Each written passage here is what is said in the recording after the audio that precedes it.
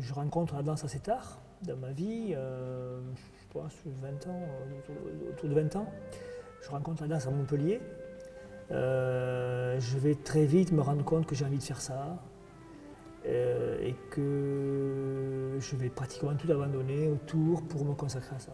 Et donc je vais comme ça, de façon un peu autodidacte effectivement, développer une sorte de désir de danse, mais aussi d'envie de faire ce que j'appelle à l'époque, je disais souvent faire mon histoire. C'est-à-dire en fait, je n'ai pas envie de travailler pour un chorégraphe. Je ne me place pas tellement en tant que danseur, je me place en tant que chorégraphe. Et rapidement, enfin pas rapidement, donc j'ai fait une pièce en 87 et donc remarquez, et cette pièce va m'amener à faire une plus grosse pièce pendant Montpellier Danse. Le festival Montpellier Danse qui existe déjà en 91. Et là, je fais une pièce que je joue au-dessous, le Théâtre Jean Villard, qui n'existe pas, qui est une salle vide, une cave. Et Montpellier Danse a investi ce lieu et je fais une pièce qui s'appelle Ironworks et qui, elle, va me propulser sur la scène internationale. Georges Frêche décidera de me proposer de venir ici, qui n'est pas ce lieu-là que vous voyez, qui était un lieu beaucoup plus basique, mais on me propose un lieu à la Paillade, et sur lequel je suis partant. Et je vais développer un travail aussi de sensibilisation et à la fois le travail de création ici, voilà, pour continuer mon installation. D'accord. Et du coup, vous avez gravi très vite les échelons, mais est-ce que vous avez des influences dans vos œuvres du coup, d'autres artistes, ou vous êtes vraiment… On a toujours des influences, heureusement. Non, non, bien sûr, je me suis nourri de beaucoup d'influences. Après, en essayant d'être moi-même, de rester ce que je suis au fond, mes préoccupations, mon histoire, là, il faut rester très proche de soi. Même si on a appris à comment gérer un espace, comment gérer les danseurs, comment travailler l'énergie, comment travailler le rapport de danseur avec un autre, comment composer le mouvement, comment composer le temps. La chorégraphie, c'est du temps, de l'espace, du mouvement qui sont mis ensemble et qui créent quelque part quelque chose qui va venir interroger le spectateur. Et du coup, vous utilisez la chorégraphie comme un moyen d'expression ? On dit que c'est un peu comme un art de la résistance. Est-ce que vous avez des combats ou un message à faire passer ? Il n'y a pas vraiment de message à faire passer. Mais le terme de résistance, c'est un terme qui m'a beaucoup intéressé. Oui. C'était important parce qu'il fallait aussi, dans cette situation, n'étant pas issu du milieu de la danse, il faut toujours résister pour tenir, pour continuer, malgré les difficultés, malgré les choses qui ne s'ouvrent pas, etc. Quelquefois les portes qui ne s'ouvrent pas. La résistance fait partie de mon histoire. Et dans ma danse aussi, il y a de la résistance, il y a une forme de résistance dans la danse. D'insistance, de choses qui… la résistance, c'est aussi le temps. C'est-à-dire, c'est aussi prendre le temps de faire la chose, de la montrer différemment. Ça fait partie aussi de mon travail. C'est un élément important de mon travail, la résistance, c'est clair. Voilà. Je trouve que c'est… Un artiste, c'est quelqu'un aussi qui résiste à ce que la société dit souvent, et lui, il vient dire peut-être autre chose différemment. Et il vient montrer autre chose différemment. Et là, pour ça, tout artiste doit être résistant quelque part, et tenir à ce qu'il veut dire. D'une certaine manière, le mouvement physique il est plus puissant que la parole qu'on va avoir. Alors chez moi, je suis chorégraphe, donc je suis pas un homme de parole sur scène. Je trouve que le corps dit beaucoup plus, la danse dit beaucoup plus, que c'est beaucoup plus fort, que ça parle à tout le monde. Et elle ne ment pas aussi, je trouve que c'est intéressant ça, voilà. C'est un langage très fort. Bon, Montpellier aussi, la ville de Montpellier a opté pour la danse. Dans les années 80, la danse a été choisie par Georges Frêche un peu comme l'art premier de cette ville. Et je pense que c'est une parole forte. Aujourd'hui, je vais dans le monde entier avec le travail que je fais ici, que je développe ici. C'est ça. Ça, c'est assez génial. On a des correspondances avec… j'ai eu beaucoup, et j'ai toujours beaucoup de correspondances avec le Japon, l'Australie, là plus récemment donc Israël, où j'ai commencé à montrer mon travail bon, voilà, avec ce prix. Mais je trouve que cette relation avec la danse, elle est formidable, quoi, elle est incroyable.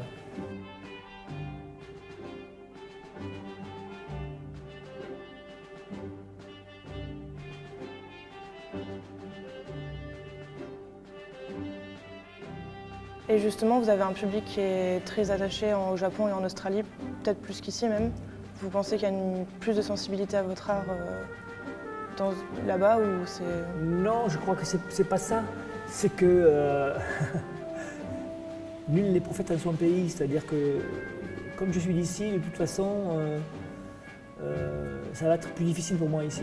Les gens de la région vont chercher ailleurs, moi aussi je vais chercher ailleurs. Bon, il nous arrive quand même de nous produire ici, mais c'est vrai que c'est pas toujours facile. Mais ça s'est fait, hein, ça s'est fait, ça se fera encore. Mais voilà, je vais aussi vers les gens qui m'invitent. Le Japon nous a invités, l'Australie nous a invités, là, voilà, on était invités, donc on va où on nous invite. Et ça c'est intéressant aussi de voir que l'étranger est intéressé par ça. Parce que les Japonais sont très intéressés par cette façon de faire, quelquefois pas commune, un peu spéciale, quoi. La façon de faire les choses, de prendre le temps, de prendre l'espace que j'ai à moi. Quoi, voilà. Et du coup, vous avez quand même créé votre association ici, Allons Enfants. Oui. Et donc il y a quand même une volonté de faire passer votre art. Je sais que vous exercez les enfants à la chorégraphie, il me semble. Oui. Alors, association que j'ai créée en 86, 87, je l'ai appelée Allons Enfants. Allons Enfants, c'est pas mal. C'est à la fois Allons Enfants, c'est peut-être le début de la Marseillaise. Et en fait, ça n'a rien à voir avec quelque chose de très patriotique. Chez moi, je m'en apercevrai plus tard. Mais c'est aussi la République. C'est aussi faire en sorte que les gens, voilà, ce que nous avons de plus important, je crois, en France, c'est ça, cette idée des droits de l'homme, de la Révolution. Et ça, c'est vrai que je trouve que c'est unique. Je m'en suis rendu compte après quand j'ai voyagé beaucoup dans le monde, parce qu'Allons Enfants, c'est pas beaucoup dans le monde, il faut le savoir. Il y a des pays où on n'a pas autant de démocratie peut-être qu'en France, j'ai envie de dire, ou autant de cette recherche de l'égalité, de la liberté, de l'égalité, de la fraternité. Et donc voilà, j'ai créé cette association Allons Enfants, et je trouvais bien, mon installation à la Paillade est venue après, hein, il faut le savoir. D'accord. C'est venu après. Mais c'est vrai qu'en venant ici, j'ai eu tout de suite aussi cette idée de sensibiliser les gens à mon travail, les enfants, avec les écoles, parce que je trouvais que dans le quartier, la façon de toucher les habitants, c'était les enfants. Et c'était les générations qui allaient venir qu'il fallait initier, quoi. Et ça m'a aussi amené à... D'ailleurs, sur Allons Enfants, pour nous, on l'a un petit peu beaucoup réactivé en 2015, avec les événements du Bataclan, avec les événements de Charlie. Mais je le réactive autant pour interpeller les politiques de la région en leur disant à la Paillade comme au centre-ville, à la Paillade comme... oui, voilà, on doit faire à la Paillade, entre guillemets, ce qu'on fait aussi au centre-ville, c'est-à-dire ou ailleurs, c'est-à-dire avoir la qualité de l'accueil. Voilà, c'est pour ça qu'on s'est battu pour ce lieu, pour avoir un lieu pour la danse, pour accueillir des gamins et pour y faire un travail professionnel. Tout ça, c'est une façon aussi d'interpeller les responsables sur ici comme ailleurs, quoi, voilà.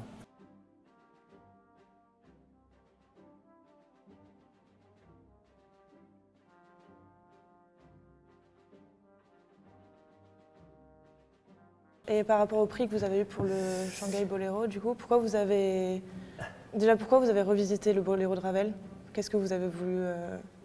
Pourquoi cette pièce-là? Pourquoi cette pièce? Le départ de cette pièce, en fait, c'est que je suis, en 2010, je suis interpellé par un monsieur qui s'appelle José Frêche, qui m'a demandé de venir faire une pièce pour l'exposition universelle de Shanghai. Et quand j'ai eu cette proposition, je me suis dit, j'aimerais bien aller en Chine avec quelque chose qui serait proche de notre culture, mais à la fois qui serait déjà partagé. Or, le boléro de Ravel, c'est une musique très très puissante, vous le connaissez, tout le monde la connaît, et à la fois faire un travail chorégraphique là-dessus, c'est assez énorme. Voilà, pourquoi je revisite une pièce de Ravel comme ça, c'est un peu un pari. Et donc je pense que c'est une pièce, le Boléro de Ravel est une pièce musicale qui est faite pour la danse. Je ne suis pas le seul à l'avoir revisité, hein. Il y a beaucoup de chorégraphes qui l'ont fait. Et je trouvais que c'était un pari intéressant, dangereux, parce qu'on peut aussi se planter vraiment. Mais on a trouvé un boléro qui est assez fort. Hein, voilà. Et du coup, ce prix, ça va changer quelque chose pour dans votre vie ou pour votre carrière J'espère.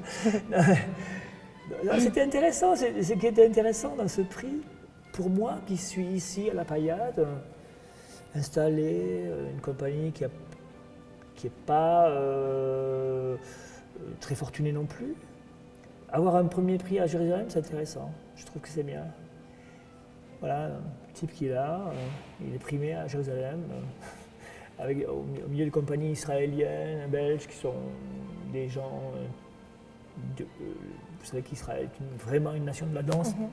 Je trouvais que c'était intéressant d'être là-bas et d'avoir ce prix, oui. Et vos projets 2018 du coup?